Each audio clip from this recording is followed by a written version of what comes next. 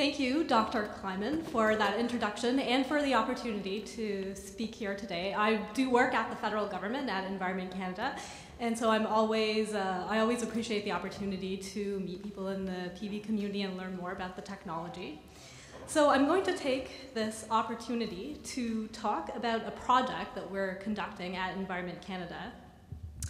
First, I'll give you a little bit of context about the project, then talk about the project and its current status, and then go over the next steps. So, as you are all aware, Environment Canada is a federal department responsible for making sure that Canadians have a safe and sustainable and clean environment. The official mandate of the department is just on this slide. We concern ourselves with the environment across these different categories, such as water, air, soil, flora, and fauna. And we're responsible for the conservation of resources, and the department also coordinates environmental policies and programs. So my group, more specifically, is technology integration, and we're located in the science and technology branch of the department under a strategies directorate, which looks at different science and technology issues. And our division, the Science and Technology Integration Division, is at that interface that came up yesterday between technology and policy. So our group has a dual function, technology advice and technology assessment. So we provide advice that's supposed to be timely, credible, and relevant to support public policy, regulations, and investment decisions. And our assessment function involves looking at available information and synthesizing and integrating that knowledge to be able to feed into the policy and regulatory decisions. So we take a life cycle approach to that, looking at different technologies through their different life cycles, from manufacturing to their recycling stages. And we generally pick a set of indicators that we use to measure the environmental benefits and consequences of these technologies. So, for the purpose of the presentation today, the talk isn't entitled Environmental Implications of PV, but rather than actually provide you with information on the implications, I'm going to talk about the project that we're conducting. And there's two reasons for that. First, the project is at a preliminary stage, so we don't actually have the results on what the environmental implications are. And secondly, as Sarah Simmons highlighted yesterday in her presentation, it's always helpful when there is early engagement in government initiatives, so that's generally what we like to do, and we appreciate any feedback that could enhance our assessment. So, why are we doing environmental assessment? Why is it important? Another issue that came up yesterday was that there were, in Jose's presentation, was that there were concerns at a school about the safety of PV panels that were being installed. So since we do receive comments from concerned members of the public, this is an issue. There are concerns about the safety of the technology. And just as an example, I looked at some different news articles and different headlines, and they do show these concerns about specifically the cadmium telluride panels. So the role of the government is to provide an objective and evidence-based view to address these concerns in the public. And it is important to deal with these issues of the public acceptance of the technology so that it can advance and move forward. In addition to the image of PV technology, there are also other good reasons to be doing the assessment. Like the concerns with cadmium, an assessment can raise other issues that might become problems as the technologies are deployed on a larger scale. And it's always good to know about those in advance so that we can take action to address and mitigate the consequences of that. And also, the assessment will highlight how favorable PV is in comparison to other more traditional energy technologies. And that's also important for advancing the sector. So the final bit on context is just this issue of the Canadian perspective. And as we've been looking at different literature, we've noticed that there's most of the literature is coming from Europe and from America, and there is some interest in presenting the Canadian perspective, there was a study that CanSIA did in 2006 that did identify the need for further research looking at PV technologies from the Canadian perspective. And that's simply because in Canada we have a unique geography and climate, and also northern conditions such as snow, which are unique to Canada, as well as the electricity mix, which is presented on this slide.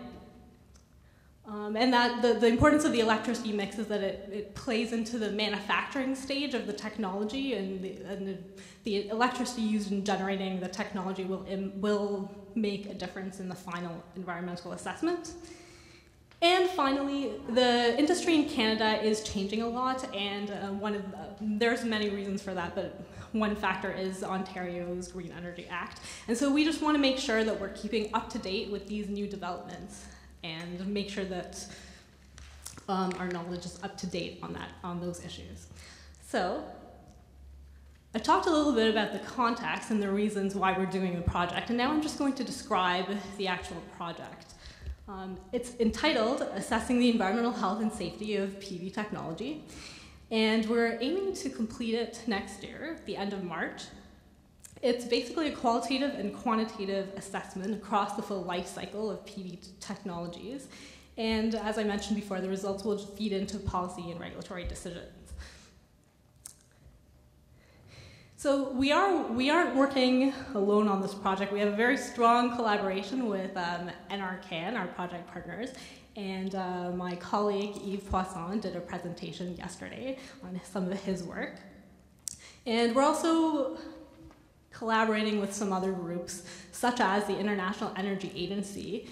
We want to make sure that our work is aligned with what's going on at the international level, and so they do have a task 12 that is very relevant. They're also assessing the environmental health and safety of the technology.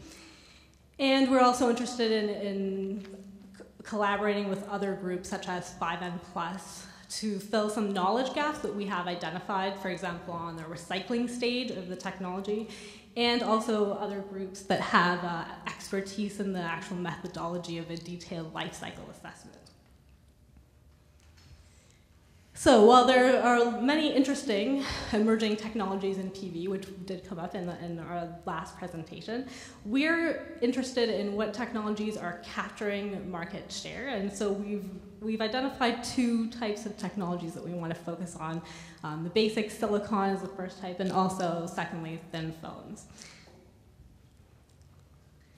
And we are taking a life cycle approach to the assessment. These next two slides are important in illustrating how exactly we're going about the process of the technology assessment. So the life cycle approach, it just means that we're going to look at the material sourcing and the elements that actually go into the production of the modules, and then look at all the subsequent stages from manufacturing, the use of the module, and then finally the recycling and decommissioning stages, just to get a holistic understanding of the environmental benefits and consequences.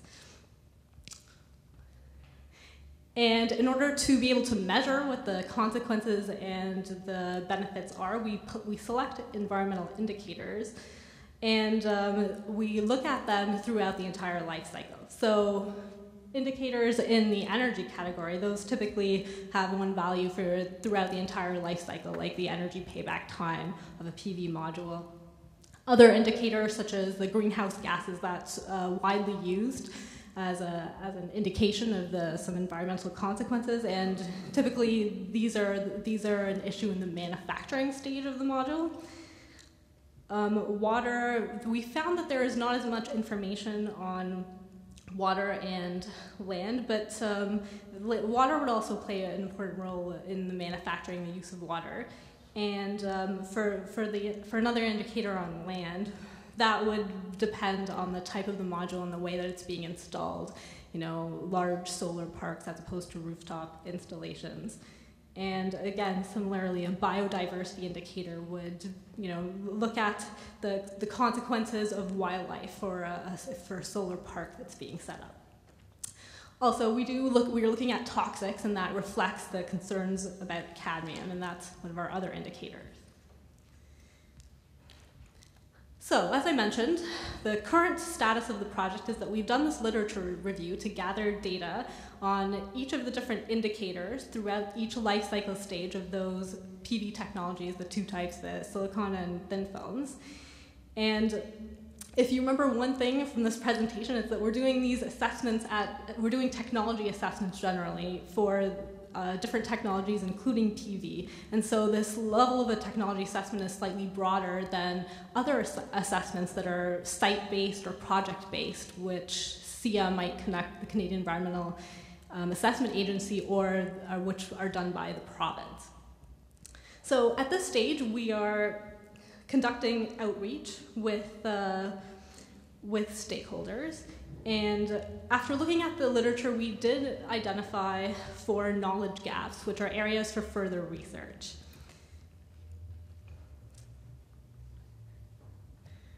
So the next steps of the project involve choosing the environmental indicators. From the ones that I presented were ones that have come up in the literature that we've been looking at, and those include different types of indicators, including specialized ones that were developed in Europe, such as Eco-Indicator 99.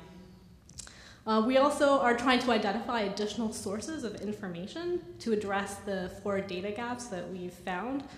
Among others, first, we need more information about the decommissioning and recycling stage. And because PV is still at an early stage of deployment, most of the information about the recycling are like forecasting or assumptions that are being made, because we just haven't gotten to that stage where we really have a lot of information on how the recycling works. Also, the GHG and air pollution content of PV manufacturing is another area that we do want more knowledge on in Canada, because again, that is a stage where a lot of our environmental consequences would be located. And also land and water use impacts, we didn't find a great deal of information on for these particular indicators. And finally, the health risks of PV, while there is attention on cadmium, we haven't found a great deal of information on other health risks. So, as part of our next steps, we also need to determine the scope of the assessment, and that involves looking at the whole life cycle and establishing some sort of cutoff point. How far do we really want to go into the consequences and benefits associated with mining for the elements that go into the panel, or do we want to cut it off and just look at what's actually entering the manufacturing facilities?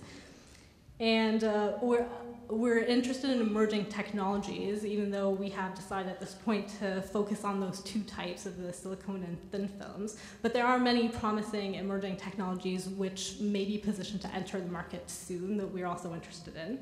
So we're still considering that. And we've also been discussing possible comparisons between PV and a baseline technology, and that centers again on highlighting the environmental benefits of PV technology.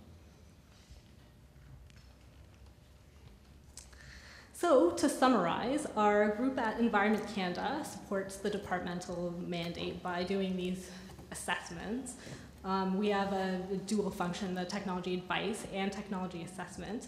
And the preliminary assessment on the health and safety of PV technology should be completed next year in March.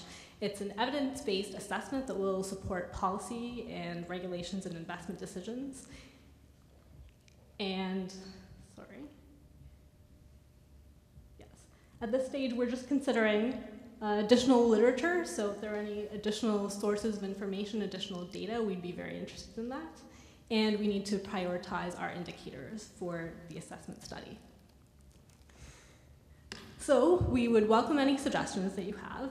Our contact information is on this slide, and my team members are actually sitting in the audience over there at that table. So I'd be happy to answer any questions that you have. That concludes my presentation. Thank you.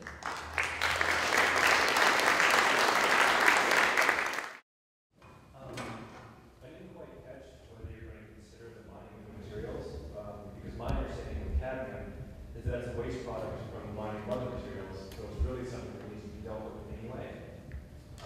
So the arguments I've heard is that it can be safely dealt with by putting it in a stable form of cadmium telluride, as opposed to just kind of disposing of it as a waste product from the mining industry. So it seems to me that it would be really important, at least with your cadmium telluride studies, to take into account what's going to be done with the waste cadmium from mining. So have you considered any of this in your studies? Yes, that has come up because the studies that we've seen on cadmium have, as a health risk, have been focusing on its health risk during the use of the module, and that reflects public concern.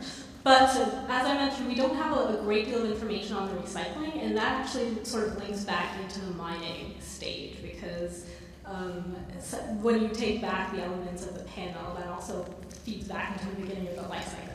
So it is an issue that we're looking at, and it would be a gap that we do need to address. And so that's an important consideration and argument for considering those very early steps. Can I just have a follow-up? Sure. The speaker from 510 Plus said that cadmium telluride is applicable for solar. It's already paid up front the cost of recycling that cadmium telluride back into the process again. So that seems to be like something that they've already got covered in terms of recycling. Right, so different companies have different policies, and some of them do look favorable, and then sometimes you can even characterize the encapsulation of the cadmium as a benefit. So that's something that we would have to, nail down and figure out how we want to present that in the study. Thank you. I think a big challenge trying to evaluate those various indicators because they diverse.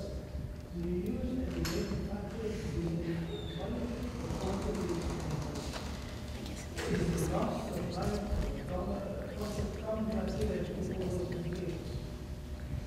Right, so we definitely want to address that qualitatively in the report because it is very difficult to try and present that quantitatively. And I did mention eco indicator 99, and one of the purposes of that indicator is to sort of enforce a standardized weighting and try and standardize some of the different different measures that are coming in. But for our purposes, because it is a preliminary assessment, we will probably address that qualitatively and just try and make sure that we're capturing the whole picture. Yeah. This sort of study has been conducted for any other energy technologies in Canada. Like if you're considering, because what I would want to consider is the ability to compare across technologies what the environmental impacts are of every kind of electricity producing technology in Canada.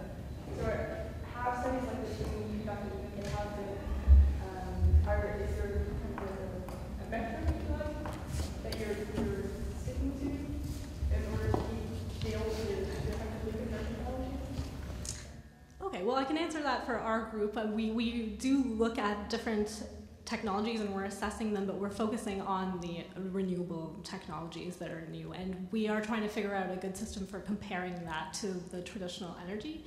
More generally, there is a lot of information about environmental assessment. We have found a lot of literature coming from a lot of countries, and typically the assessments do focus on new and upcoming technologies. So there is a lot of information available, but again, there's a problem with all the diversity and being able to really standardize and have one metric that everyone can follow. So we're trying to address that from the Canadian perspective and try and find something that will be useful and on that smaller perspective.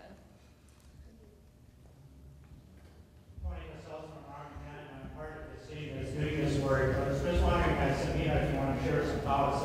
Dr. Clayman mentioned this morning VIPV, and we heard yesterday it's an upcoming way of applying photovoltaics. Will probably have some effect on the results we'll see from this study. I was just wondering if you could share some thoughts based on your literature review to date, whether there is information on VIPV, how could we get perhaps information, and really how, if there are gaps, how could we perhaps address some of those? I think the audience is here today. I could probably provide you some of this information in the future. I'm just wondering how you give some thought to what impact on the impact. Right, so that's an important issue that has been raised, especially comparing how it's been developing in Europe as opposed to Canada. We have found a lot of information on the building integrated panels, and however, there is sort of either a lot of the installations are rooftop installations or they're ground mounted in the form of solar parks. So I don't think that it's really going to be a huge challenge coming up with that information, but it is important to collaborate with other groups who have more expertise, such as the international community and data coming out from Europe, and also other federal departments that might be looking at that in greater detail, like our colleagues at NRCan. And of course, there's a lot of expertise in the audience, as Tony's mentioned, so we definitely want to tap into that. I don't see that as one of the more challenging areas to find information on, because there is a lot of interest in that. Question, have you contacted SDTC for that matter? Sorry, we've looked at some of the projects that have been funded, but we haven't actually been actively collaborating with SDTC. It is an important issue for us, and more generally, how do we incorporate the information that's produced from demonstration projects that are being funded. But that tends to happen on a case-by-case project, because a lot of the projects that are funded, it's difficult to actually get information from them that can systematically be fed in. And also there are issues with SDTC about confidentiality of information, because sometimes the project proponents that they're working with are concerned about that. So we have looked into that, and that was an issue. So I'm just talking about the environmental benefits there, and maybe some information about baseline comparisons, like some probably the key information that should be able to extract from the TTC without any particular problem. okay, well, thank you for that comment. I have a question. So one of the things that you're looking at is the carbon footprint of these different technologies. So I had a question about methodology.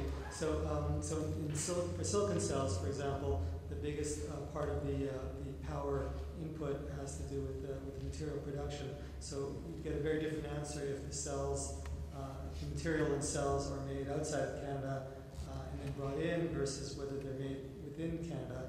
So I'm just wondering are you looking at the whole range of possibilities, or what assumptions are you making?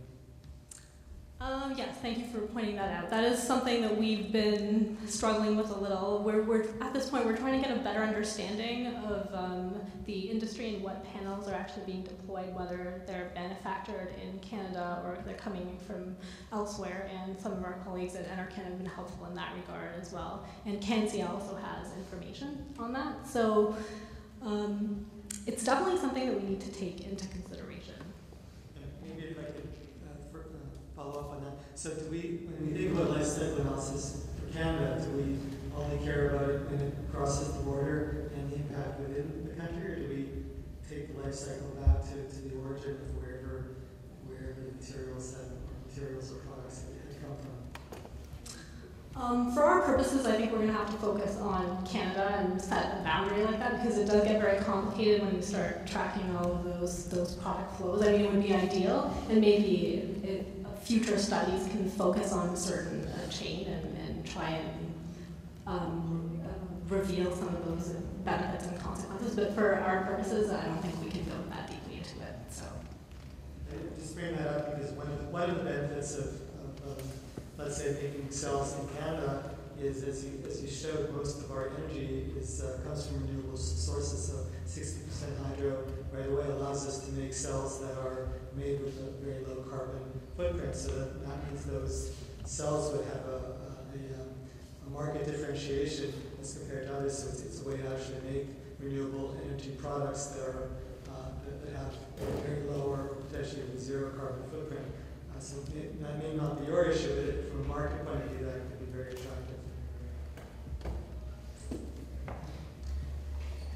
I think the issue of baseline is very important, because what you end up with, you're scaring people from PV, looking at all. So I think what we should do is, at the end, say, okay, look, PV has on a scale of 1 to 10, for example, that much environmental impact, and the other major technologies, like in Canada, for electricity with nuclear and fossil fuel on that.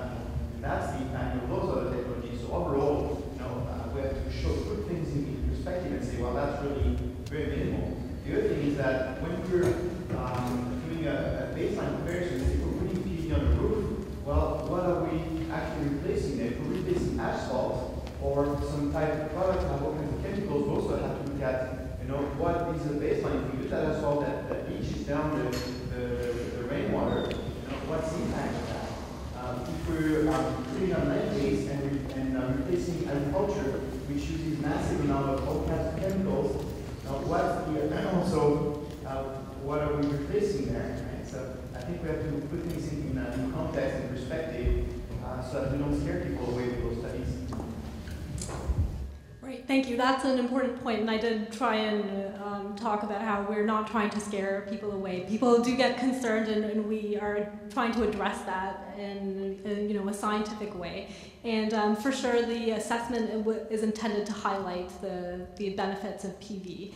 And the point you made about displacement is a good one. We're not really sure that we can get that deeply into that issue as well, because it would be easier to look at that in a more isolated way rather than as with a simple metric designed to sort of compare the benefits of PV to more traditional energy sources that are more polluting. But it is an issue that has come up, and we're looking at how we can address that, and we are going to highlight the benefits of PV, and we're going to find a way to do the comparison that will work for that. I have one I wonder if in a parallel sense, if you did a life cycle assessment of, for example, compact fluorescent light bulbs, I'm thinking it kind of could be a similar kind of system actually. Have you done that kind of study for lighting? For lighting, no. Other departments look at lighting in greater depth because they have programs set up for that, like LED would be outside of the mandate of our group. So I'm not aware of other studies, but they would be interesting from a methodology perspective. Yeah. Sorry, Sam Brault from Opal Solar. Just wanted to make 2 points. One of it's a very laudable study. A lot of the data for the manufacturing side already exists.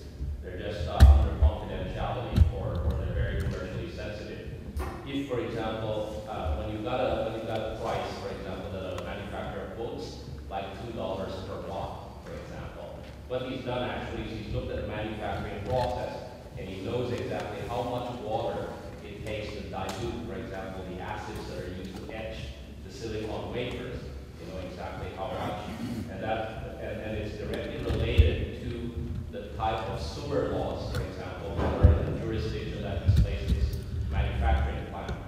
I know this intimately because I was looking to cite silicon plant in Canada versus a site down in the south, and their sewer laws in certain jurisdictions in the south are much more lax than they are in Canada. And so what that means is, although you'll get better carbon footprint, you'll get better bang for the environment up in the north. It's actually cheaper to do it in other jurisdictions. Even cheaper if you go to China, for example, where the sewer laws are even more lax. So you have to try to figure out what you want to do with the kind of information that you're going to get. You may find out that doing it in Canada, although environmentally great, makes the cost prohibitively high. That's one comment. The other thing is if you want the data, and you can't find it from the solar manufacturers, go to the semiconductor manufacturing world. The processes, for example, for silicon, gallium arsenide, cadmium telluride, are almost exactly the same. And there's much more data that's published in the open literature for semiconductors, and you can draw an analogy from those, I think. Okay, thank you. Thanks for those comments. So I think now's a good time to stop. Let's thank our speaker again.